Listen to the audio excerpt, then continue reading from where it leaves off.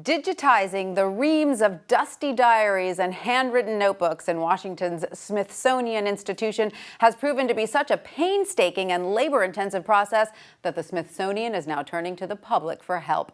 Here to tell us more is WSJ reporter Kelly Crow and Meghan Ferriter, project coordinator of the brand new Smithsonian Institution Transcription Center. Kelly and Meghan, thanks to both of you for being with us today. Kelly, let me start with you. What kinds of problems has the Smithsonian run into so far in the digitization process? You know, I have to hand it to them. They have 136 million objects and artifacts in their stores. They're trying to put as much of it as possible online so that researchers and the public can sort of browse and read it as they will. But the problem is that scientists, I think their cryptic penmanship rivals that of doctors. I mean, even if you upload a digital photocopy of a logbook, some of them are nearly impossible to read, those little notations in the margins in the logbooks. It's a lot harder than simply sort of looking at a painting. So they really need a lot of help to sort of painstakingly go through, transcribe what they can.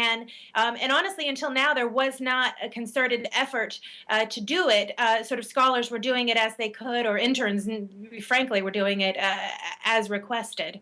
All right, so Meghan, tell us about your new center and the website you just launched to get the public involved. Sure, we have a wide variety of documents and different material types in the Transcription Center. And I just want to emphasize it is actually a website. Anyone can access it from around the world any time of day. We have field books, as Kelly mentioned, scientists' notes. We have artist letters. We have photo albums, vocabulary cards. We have just launched today an autograph album from Anacostia Community Museum archives of the who's who of World War II era folks who were establishing government in that time period. So, Meghan, tell us about this small army of volunteer transcribers that have popped up. Who is the typical volunteer?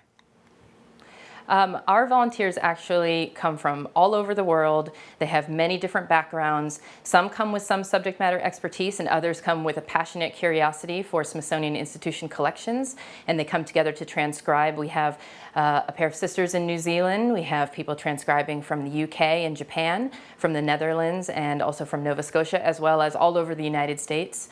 And we hear from them frequently about specific questions and pieces of information that they already know, and then what they're learning as they transcribe as well. And a lot of these people are passionate about transcribing, it seems, which is great, but who double checks their work?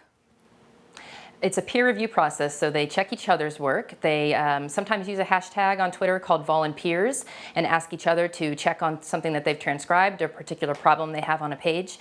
Through the peer review process, we're trying to assure quality, and that's two parts of a three-step process. The third step is Smithsonian Institution staff approval, where they read through and are frequently amazed and report back to me that they cannot believe the high-quality work that the volunteers achieve working together in the transcription process. And Kelly, who do you think is most likely to get involved? Do you think this is a great effort for retirees?